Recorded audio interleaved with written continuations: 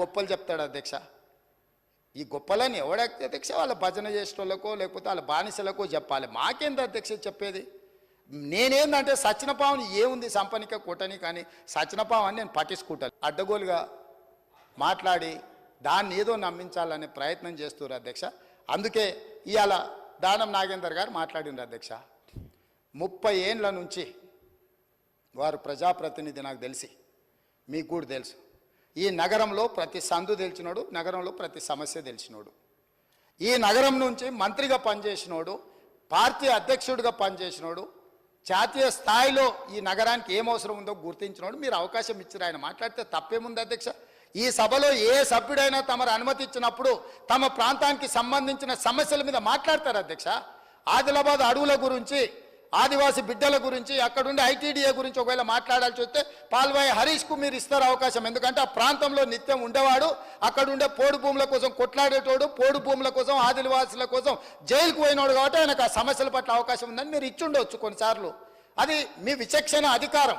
మీ అధికారాన్ని ప్రశ్నించే అధికారం ఎవరికి లేదు అధ్యక్ష. వాళ్ళకి కావాలంటే ఎవరు మాట్లాడతారో మాట్లాడడానికి మైక్ తీసుకోమనేది ఉండే. ఆయనకి ఇవ్వద్దనే అధికారం ఒక సహచర సభ్యుడికి 30 ఏళ్ళ నుంచి ప్రజా జీవితంలో ఉండి ఈ హైదరాబాద్లో ఆసిఫ్ నగర్ నుంచి మొదలు పెడితే ఖైరతాబాద్ వరకు ఎన్నో పర్యాయాలు ఎమ్మెల్యేగా మంత్రిగా ఎన్నికైన ఆయనను వద్దనే అధికారం వాళ్ళకి ఎక్కడ ఉంది అధ్యక్ష? కనీస అవగాహన, విచక్షణ అన్నీ కోల్పోయి ఎవ్వరు మాట్లాడద్దు, మాట్లాడినంతసేపు మైక్ మా దగ్గర ఉండాలి, లేకపోతే మేము పోడియంలోకి వచ్చి అల్లరి చేస్తాం. ఏం పద్ధతి అధ్యక్ష? మేము కూడా ఓపికగా చూస్తున్నాం అధ్యక్ష. నాకు కూడా తెలుసా అధ్యక్ష ఈ సభలో ఏం జరిగిందో. కోమటిరెడ్డి వెంకటరెడ్డి గారు, సంపత్ కుమార్ గారు సభ్యత్వాలు ఎట్లా రద్దు అయిపోయినా మీరు చూసిరు కదా అధ్యక్ష. ఆ పని చేయలేమా? మీరు తమరు చేయరా? ఏముంది అల్లరి చేస్తే? ఒక 1/2 డజన్ మందిని రద్దు చేసినాం అనుకో అధ్యక్ష, బుద్ధి వస్తుంది. ఇంకోటి ఎవడాడికి రావాలంటే వెనక ముందు ఆలోచన చేస్తాడు అధ్యక్ష. అందుకే ఈ బిల్లు వాస్తవంగా ఇతర కార్యక్రమాలు ఉన్నా ఇది చాలా ముఖ్యమైనది. అక్బరుద్దీన్ ఓవైసీ గారు చాలా విషయాలు ప్రస్తావించారు. ఇవన్నీ కూడా తెలంగాణ సమాజానికి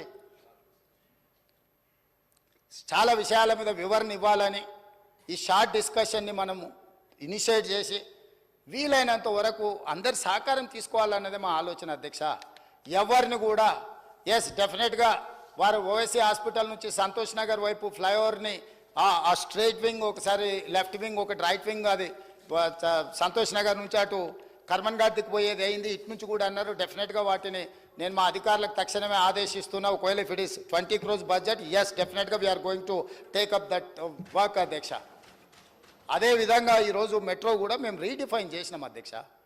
వీటన్నిటిని దృష్టిలో పెట్టుకొని ఎక్కడేదో నా మిరాలం చెరువు మీద అసదుద్దీన్ ఓవైసీ గారిని అన్నాడు, మిరాలం చెరువు నువ్వు దుర్గం చెరువు మీద సస్పెన్షన్ బ్రిడ్జ్ కట్టుకున్నావు, ఓల్డ్ సిటీలో కట్టలేదని. 2.6 kilometers మిరాలం చెరువు మీద సస్పెన్షన్ బ్రిడ్జ్, ప్రపంచంలో one of the best bridge, suspension bridge మేము కట్టబోతున్నాం. దాని ప్రణాళికలు సిద్ధమైపోయినాయి.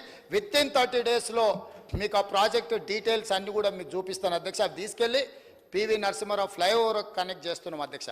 బెంగళూరు హైవే నుంచి ఈ బ్రిడ్జ్ మొదలయ్యి పివి నరసింహారావు ఫ్లైఓవర్ వరకు, అక్కడి వరకు ఆ సస్పెన్షన్ బ్రిడ్జ్ను ఆల్మోస్ట్ 2.6 kilometers రోడ్ వేయడానికి మేము ప్రణాళికలు సిద్ధం చేసినాం అధ్యక్ష. అక్కడనే లండన్లో వాట్ ఈస్ దట్ భయ ఉప్పర్ జాకే సబ్ కుछ दिखा रहे ना, London I, maybe London I is it?